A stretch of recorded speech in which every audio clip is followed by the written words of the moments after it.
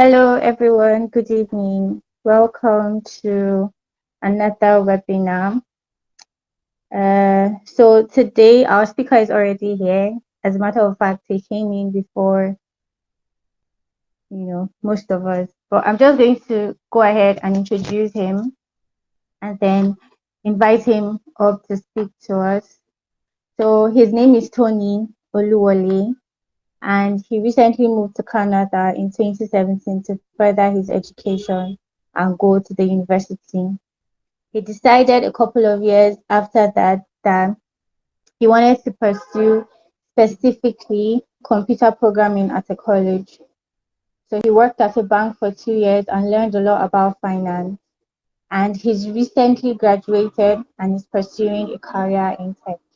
Everybody, our speaker for today, Tony Oluwale, you have the floor. Let's Um, welcome him in the chat box. Tell him, that he's welcome. Hi, good evening, everyone. Good evening, Tony. Mhm. I'm glad to be here and just to talk about my story a little bit. But okay, yeah, like Anna said, I moved to Canada in 2017, and I moved here to live with my brother and sister who were already here. My brother at the time had already graduated, and my sister was about to graduate the year afterwards. And my brother finished in sales, I believe, and my sister finished in sorry, what's it called?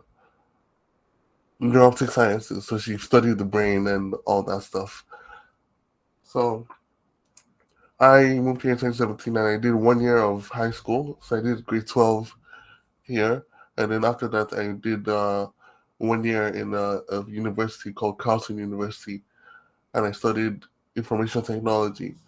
But at Carleton, it wasn't exactly what I thought it would be. So I ended up leaving after that 1 year, and then afterwards I took a job at a bank here called Scotiabank. And at that bank, I worked there for 2 years, and I really learned a lot about like credits and money and finances and how the Canadian money system works. So during that time, I also ended up applying to Algonquin College, which is the college I just finished from, and I studied computer programming for 2 years. And in the middle of it, I had something called a co-op job. So a co-op job is just like a work study. So during the job, I would also have school, but I also did the job, and I did mostly web programming. So I learned how to program and create websites for my employer. And then after that, I just finished up during the summer at Algonquin College, and now I'm looking forward to finding a job somewhere and just continue my career in tech. But I'm really grateful that I chose tech because it really gave me a lot of skills on how to just handle the world. Because nowadays everything is moving towards tech. There's electric cars, there's new iPhones, and everything. If you have a job in tech, basically, it's never gonna die out. And it also gives me the ability to just adapt very well if I go to places. Because everyone knows that a computer is basically it has all the answers. So if you know how to manage a computer, you know how to manage all the answers. So just it's very easy, at least for me, to just answer any questions I might have and just do whatever I need to do anytime someone asks me to do something. But now, yeah, no, that's a bit of my story, and yeah, if there's any questions, I'm happy to answer them. Okay, thank you so much, Tony. So what um really drew me to you particularly was the post that your brother made about you, and it struck me that he mentioned certain things about you building a laptop from scratch, um, by buying parts online and stuff. What was the whole process like? Like, Oh, yeah. So at the beginning of the pandemic over here, I was home all the time because everything was closed. So I decided to build my own computer, mostly for games, but also for school because I needed something powerful for school. So I went online to YouTube and I just I there was one particular channel. It was called Linus Tech Tips. So I went and I kept watching all his videos on how to make a computer. So I watched that for like a good week. then I do some research online on what parts are like compatible with each other. And so I just went online, I bought each of those parts, and we did like a week to get everything. And then it took me 6 hours to put everything together. So from the CPU to the graphics card to the RAM to the case, just everything I needed. So yeah, I mostly did it because I had time during the pandemic.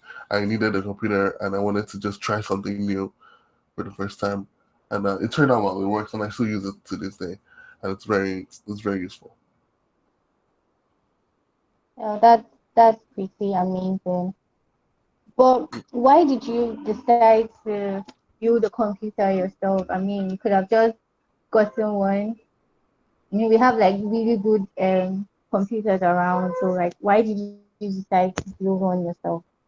I mostly did this. I can have like the skill of saying, or at least at the very least, I can do this. And it's actually a bit cheaper to build it yourself than to pay full price for another one. And it's a Okay. very fun experience, to be honest, to actually like build something and have it work. And even now, 2 years later, it's still working fine.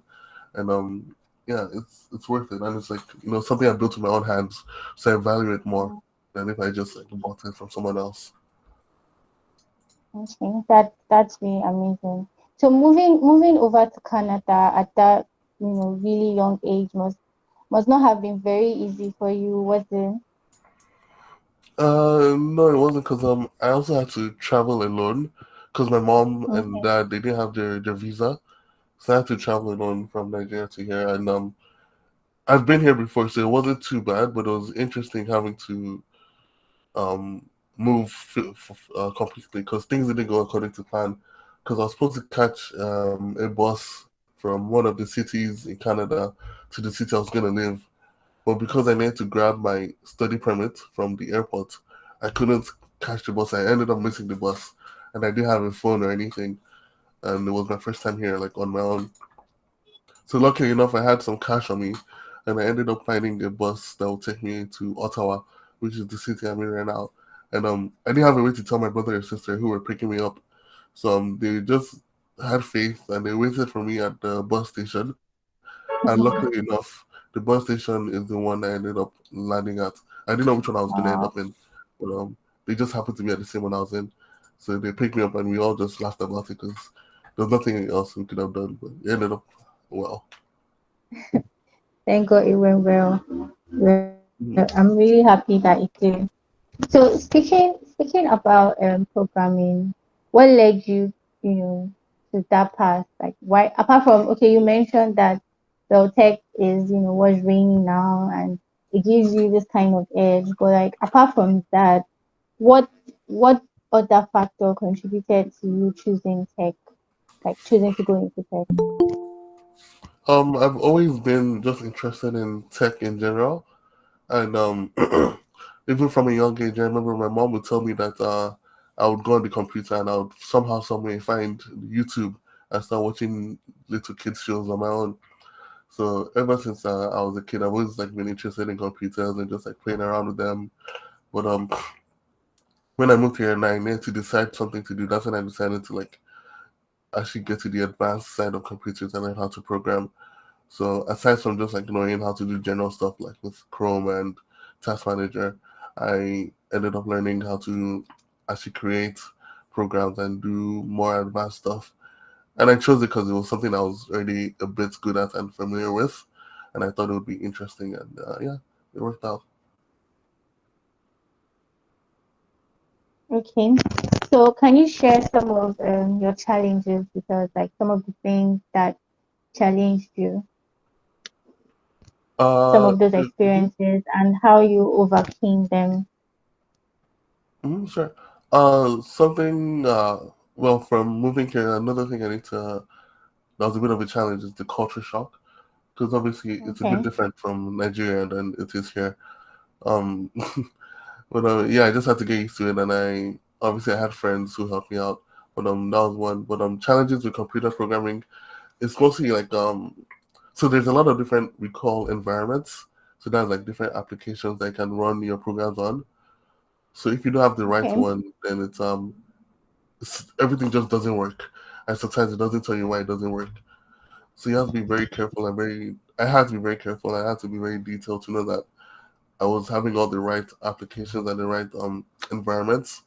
And for a while, I didn't know what was wrong, and it wouldn't tell me what was wrong. So I just had to keep restarting everything from scratch until I figured it out. But yeah, no, a challenge is just paying very close attention to what you're doing and making sure everything is the right compatibility. I'll say. Okay, thank you very much for that, Tony. So, in Nigeria now, there's this rise in internet fraud, cybercrime, or popularly known as Yahoo. And Hmm. most young people, yeah, that delve into tech and they have the same skill set like you do, end up, using it to defraud people. So why are you using your skills, like, and everything you've learned the right way?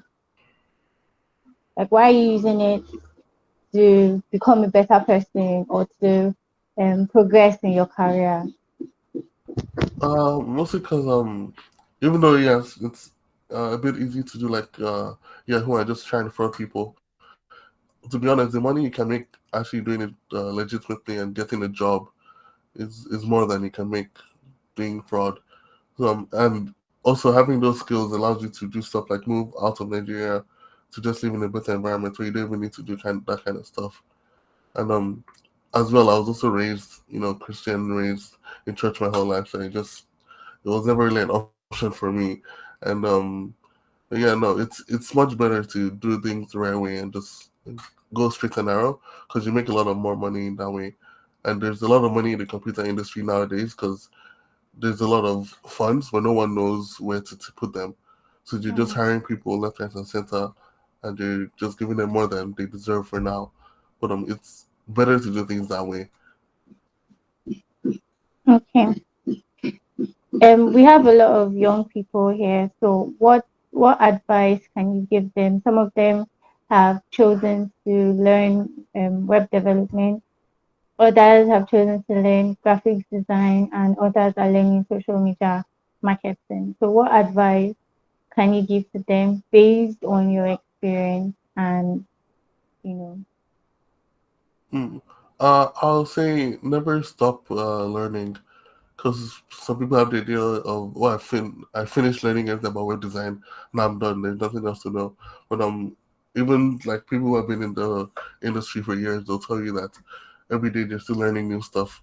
So never stop wanting to learn new things, and also never stop being like curious about how something happens, because there's always something to find out in uh in computer programming. And even if you're done with web programming or you feel like you've accomplished what you need to accomplish, there's no harm in moving to another field and gaining more skills. So there's no like limit really to how much you can learn. And the more you know, the more you get paid. Pretty much, that's how it works here. So yeah, just keep learning, and there's always resources available to learn. There's so many online resources that can just show you how to get things done, and it's not hard to get started, but you just have to keep going. Thank you so much, Tony. That was very encouraging. So, those are all the questions that I have. I don't know, does anybody on the call have a question for our speaker? Feel free to ask.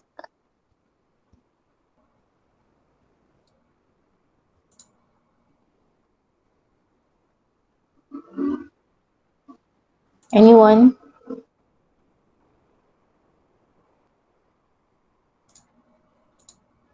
Okay, I'll take it that um, we've we've gotten a lot from this few minutes hearing you speak, Tony. Do you have closing remarks for us? Yeah, just no matter what like it looks like now, there's always a better outcome at the end. And if you just keep your head down and keep going, then there's no such thing as failure because the only person that can tell you that you failed is yourself. So just keep going, and whatever you want to do, just do it, as long as it's legal and it makes sense. Thank you so much, Tony. I'm particularly encouraged by what your story. first of all, and I'm also encouraged that you're focused and you want to do the right thing and you'll continue in that path. And I'm also glad that we have people here on this call and those that will watch the recording after. And I'm sure that they will definitely be encouraged to, be focused and continue learning and, use their skills in the right way. So I want to thank you for making our time to speak to us today. We really appreciate your presence. Thank you so much. No problem. I'm glad to be here. Thank you so much. Thank you. So if we invite you again, you would indulge us, right? Yeah, for sure. All right. Thank you so much. All right. Since nobody has questions, I think we can call it a day today. These webinars aren't actually meant to take time. We just want to encourage you guys to keep learning, to show up for your classes, learn, ask questions. If there's anything you're uncomfortable with, let us know. If you have questions, let us know. We're here to guide you, we're here to teach you. So that's it for today. Thank you guys so much. Thank you so much, Tony. We No appreciate you. problem. Yeah, have a good one. See ya. All right. Bye. Bye, everyone.